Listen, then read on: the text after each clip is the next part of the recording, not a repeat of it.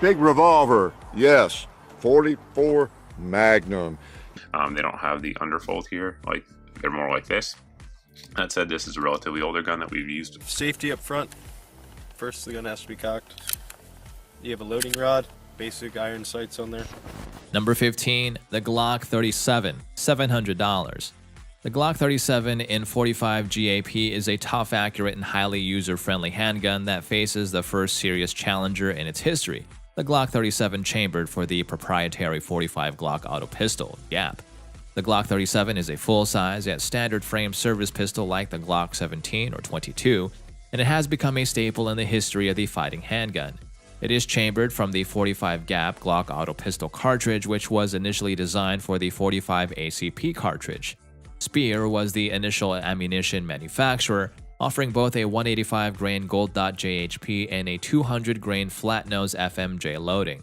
Other ammo manufacturers were expected to join Speer in producing the 45 GAP. The Glock 37 is a handsome pistol that has been tested with Speer's 200-grain FMJs and 185-grain JHPs without issue. The ammo is hotter than expected, producing 991 FPS and 985 FPS with extreme spreads hovering in the 4 to 12 FPS range. Extreme spreads for both loads have hovered in the 4 to 12 FPS range, and accuracy is excellent. The 200-grain FMJ is slightly hotter, 991 FPS, than the 185-grain JHP, 985 FPS, and weapon controllability in self-defense situations is critical. The Glock 37 is a winner in its class, offering a real challenge to the venerable M1911 status as King of the Hill. With proper ammunition development, it may very well supplant the M1911, but time will tell. Based on the results of testing thus far, the Glock 37 over either the Glock 17 9mm or Glock 22 40 S&W, because it possesses all the same attributes and has the superior stopping power of a 45. Number 14. Lifeguard 22 LR Pistol, $300. A single-shot Derringer with a 22 LR cartridge is called the Lifeguard. It measures 3.375 inches long, 2.125 inches broad, and 0.5 inches thick when folded up such that it resembles a credit card. It is the perfect weapon for concealed carry because it is challenging to spot and relatively simple to conceal. They will release a polymer version of it later this year. It is built of billet aluminum. The 22 WMR version of the Lifeguard predated this model, which is one of the earliest versions of the Lifeguard. Fully ambidextrous, featuring 2 toggles on the handle and barrel, is the Trailblazer Lifeguard 22 LR pistol. It is simple to fold and unfold, and it may rapidly be prepared for use when it is folded. There is a tiny chamber in the grip where extra 22 LR rounds can be kept, although it is noisy while the pistol is being carried. Although the gun's ergonomics aren't great, it's straightforward and easy to load, cock, and fire the weapon thanks to its tiny, easy-to-use controls. It is a tiny 22 LR Derringer without sights, the Trailblazer Lifeguard 22 LR pistol. It's challenging to shoot accurately because of the stiff but short trigger. Even though it has a slight recoil, it is comfortable to shoot repeatedly. Because of its sluggish deployment and small caliber, the Lifeguard 22 LR is difficult to imagine using for self-defense. At the range, it will get some interest because of its distinctive design. A 22 LR pistol called the Lifeguard with a barrel length of 2.5 inches, a 1-round capacity, and a capacity. It is reliable and simple to hide despite having poor ergonomics and accuracy. A pocket sleeve, a 22 WMR conversion barrel, and a leather or Kydex holster are all options. It's a niche weapon for curiosity and its unique design, but not for effective self-defense. Number 13. Alchemy Arms Spectre, $800. The Spectre, a gun produced by Alchemy Arms in 2006, aimed to solve the Glock versus 1911 debate by combining the best features of both the Glock and the 1911. The Spectre featured a Glock slide atop a 1911 frame, a large beaver tail for a high grip, a double-stack mag, and finger grooves built into the frame. It was chambered for the 45 ACP cartridge and was planned to produce 9mm and 40 S&W variants as well. Alchemy Arms went with a striker fire design, a double-stack mag, and proprietary mags based on the EEA wetness line, but with an additional cut. These mags held 10 rounds and were developed during the assault weapon ban.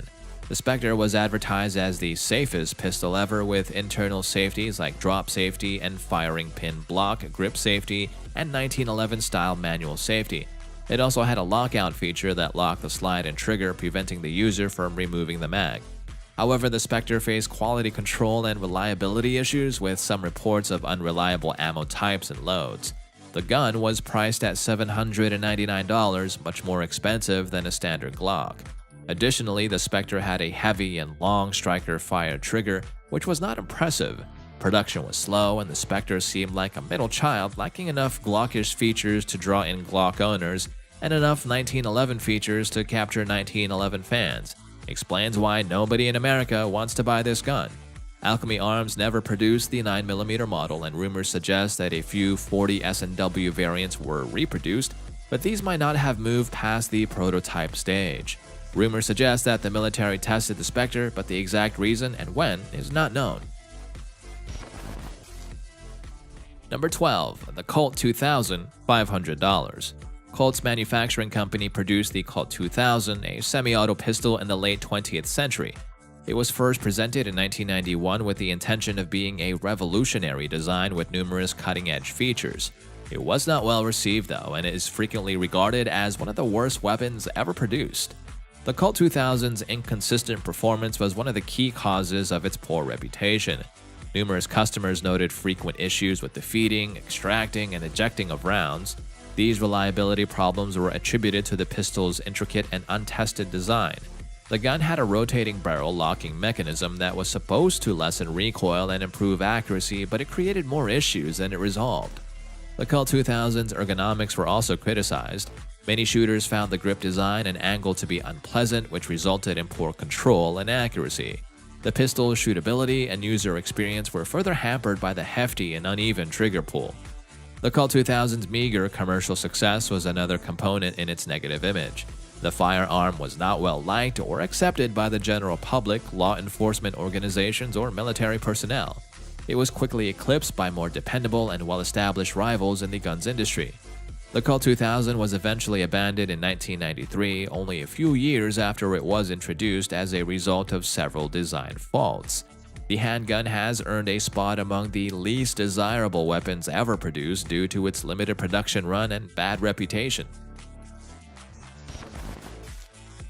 Number 11. The Taurus Curve, $300.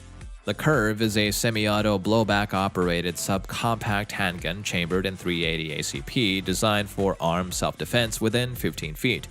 It falls within the continuum of concealed carry, as it is a proof of concept for armed citizens to use in self-defense situations while being tailored for concealed carry. The Curve comes in a curved plastic box and features a loaded chamber indicator and 3 white lines that intersect at the rear of the slide. It is also incorporated into a mag disconnect, making it available in restricted states. The Curve has a loaded chamber indicator on top and 3 white lines that intersect at the rear of the slide, forming a quick combat sight picture. However, it cannot be seen as the end-all be-all for handgun concealed carry. It is important to abide by this continuum, as gear is constantly changing and smaller handguns are replacing larger ones. If you can carry a larger capacity, more effective cartridge or in an OW configuration, then you should do so.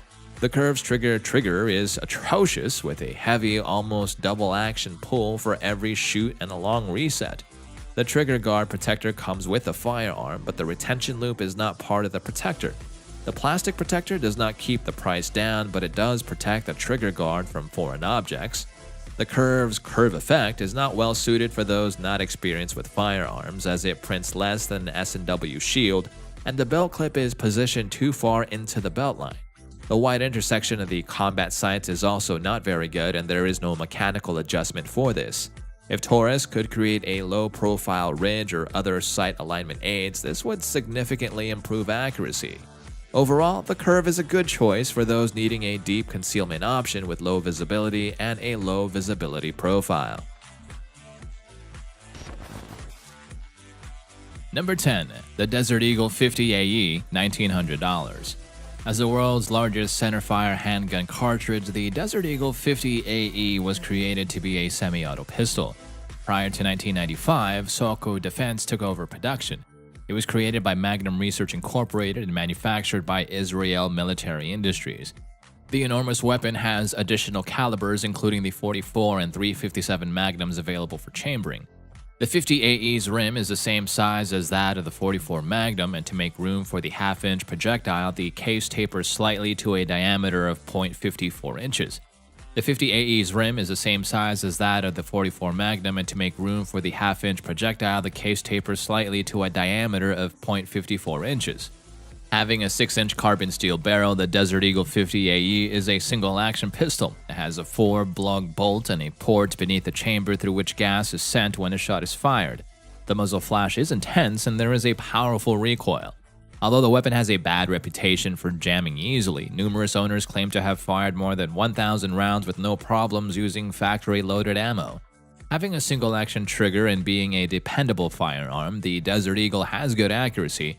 A high-quality optic is advised, though it can be installed with one. Even at a distance of 25 yards, the accuracy of the iron sights, which are simple and dovetailed, was respectable. Carrying a weapon covertly is prohibited. Despite being pricey to buy and fire, the Desert Eagle is a fun gun to use.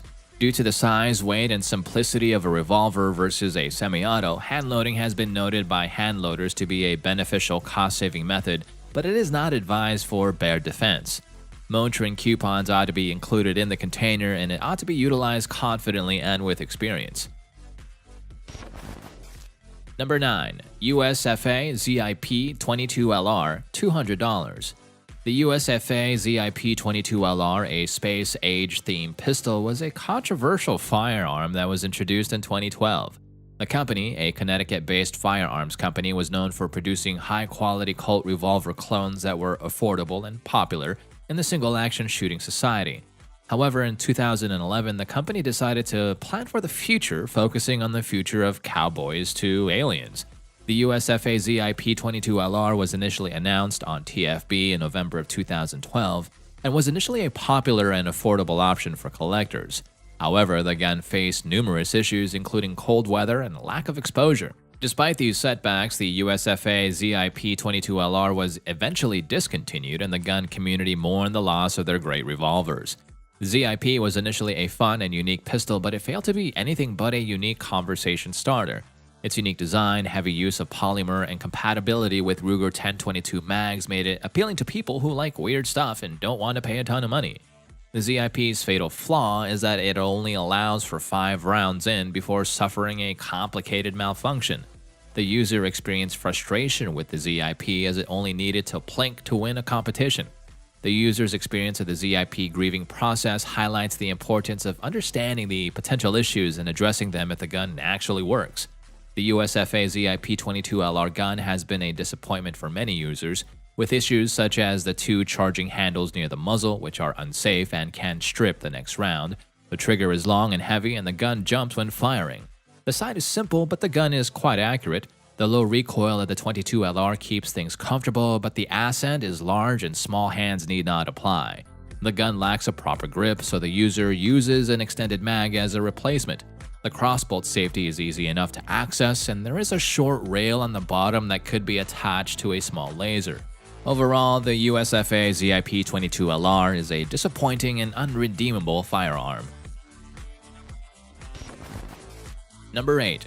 Chow Chat, $3,500. During World War I, French and American soldiers made considerable use of the Chow Chat mash gun, also known as the Fusil Mitrailleur Modèle 1915 CSRG. Even if it had its flaws, it's crucial to remember that calling something the quote-unquote worst gun ever made is subjective, and that other things also affected how well it performed. So let's examine the Chow Chat specifics. Colonel Louis Chow Chat and Charles Sutter conceptualized the Chow Chat at the start of the 20th century. It was designed to provide infantry squads with auto gunfire. It had an open bolt firing system with a long recoil action, and it was chambered for the 8mm Lebel rifle cartridge. The Chow Chat's unstable and delicate open bolt firing mechanism was one of its main flaws. The cannon was prone to jamming, particularly when it came into contact with dirt, mud, or other battlefield detritus. Its reliability concerns were made worse by the open-sided mag design, which was prone to clogging. Furthermore, there were substantial differences in the Chow Chat's manufacturing quality, which affected the performance and dependability of various units. It was challenging to maneuver and carry in combat because of its high weight and awkward shape. Due to a lack of suitable MASH weapons during World War I, the Chow Chat was extensively employed by French and American forces despite its shortcomings. For many years following the war, it was still in use in numerous capacities, although its standing as a dependable and efficient MASH gun declined. Number 7. Cobra Terminator, $1,500. The Cobra Company, founded in the late 1970s, offered a wide range of weapons, including the famous Cobra Terminator. The company initially did not have its own design bureau and planned to entrust some production to another company, leading to the release of some products under the brand name Cobra Company. However, this policy was abandoned, leading to new projects of their own design. The Cobra Terminator was a self-developed shotgun with a specific appearance and non-standard design that initially attracted potential buyers. However, it had no specific prospects and could not firmly establish itself in the market. The designers of the company, Cobra, did not have the proper experience, leading to undesirable consequences. The main objectives of the Cobra Terminator were to make weapons as simple and cheap as possible, reduce the complexity of exploitation, and use relatively powerful rifle cartridges. However, the project was far from ideal as it required manual reloading and storage of ammunition. The largest unit of the promising gun was the receiver, made of a metal tube with minimal additional parts. The trigger mechanism involved a trigger and sear, a spring-loaded extractor, and a sear and extractor. The rifle received the simplest aiming device, forcing it to recall weapons of the past centuries. The Cobra Terminator rifle, a 22-inch 559mm weapon with a folding butt, was discontinued due to technical and operational deficiencies. Its design was unique due to its specific design and lower labor intensity. Some sources argue that the guns were contrary to U.S. weapons legislation, potentially converting them into food storage and auto-fire. However, the existing design required significant processing to achieve auto-fire. Serial production of the Cobra Terminator shotguns did not last long, and a small number of such products were sold, but their production was curtailed due to the lack of real prospects. Sold guns were exploited by buyers but did not deliver any pleasure.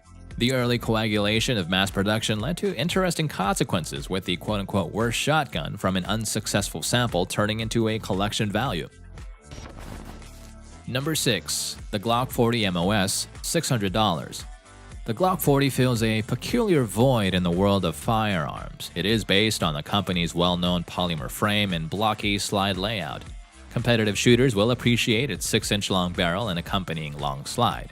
Although it weighs roughly 32 ounces less than the Delta Elite, it still has enough weight to make the powerful 10mm round workable. Although it features a full-size grip and a long sight radius, 8.3 inches, is it the best firearm for other shooters looking for something more recreational or self-defense oriented? Well, we'll see. At hand, the Glock 40 has a vintage vibe to it thanks to everything about it. The Glock 40 is somewhat shorter in length than the 17L, but it is wider and heavier. The Glock 40's controls have the same methodical, purposeful, no-frills feel as every other Glock. In comparison to smaller and more compact handguns, the Glock 40 MOS is a full-size pistol with a longer barrel and a wider chassis, making it harder to conceal. The Glock 40 MOS has a barrel that is normally 6 inches long, which can make it more difficult to hide and draw quickly when in close quarters. Red dot sights can be mounted on the gun's MOS modular optic system configuration, which helps improve accuracy and target acquisition. The 10mm auto cartridge, which has a high muzzle energy, is chambered in the gun. The Glock 40 MOS may need specialist clothes to be adequately concealed because due to its greater size and longer barrel, especially in warmer weather or situations where deep concealment is required. Number 5. The Dardick Model 1500, $5,000. The Dardick 1500 was a mag-fed revolver designed by David Dardick in the 1950s. His patent was granted in 1958, and somewhere between 40 and 100 of the guns were made in 1959 before the company went out of business in 1960. The concept was based around a triangular cartridge, a tround, and a 3-chambered open-sided cylinder. This wasn't really of direct benefit to a handgun, but instead was ideal for a high rate of fire mash gun where the system did not need to pull rounds forward or backward to chamber and eject them. In lieu of a military mash gun contract, Dardick applied the idea to a sidearm. The Model 1500 held 15 rounds inside a blind mag in the grip. It was chambered for a .38 caliber cartridge, basically the same as a .38 Special ballistically. A compact model 1100 was also made in small numbers with a shorter grip and correspondingly reduced mag capacity, 11 rounds. A carbine barrel stock adapter was also made. The guns were a complete commercial failure with low production and lots of functional problems. Today, of course, they are highly collectible because of that scarcity and their sheer mechanical weirdness. Number 4. The Bersa Thunder 380, $300. The Bersa Thunder 380 is a .380 ACP pistol used in military service. It is designed for concealed carry due to its small size and rounded trigger guard. It has a decent grip and ergonomics, but the trigger finger interacts with some of the controls on the gun. It has a 3-dot configuration, 2 in the rear and 1 in the front, and no night sights out of the box. The controls include a mag safety, manual safety, and trigger safety. It is a single-action, double-action pistol with a capacity of 5+2 or 7+2. It has a mag release located at the top of the trigger well directly behind the trigger. The Bersa Thunder 380 is a .380 ACP handgun designed after the Walther PPKs. It has a single-action pull, a double-action pull, a range bag, and a stock photo. It has a capacity of 5+2 or 7+2 and is chambered in .380 ACP. It has a single-action pull, a double-action pull, a range bag, and a stock photo. The sights are tiny and the trigger is SADA. The double action is noticeably heavy and long, while the follow-up shots are short and crisp. Overall, the Bersa is a decent-looking gun at a decent price, but I wouldn't recommend carrying it. Number 3. The Enfield L85A1, $3,000. The British Army's search for an auto rifle began in 1910, but the research program was interrupted multiple times.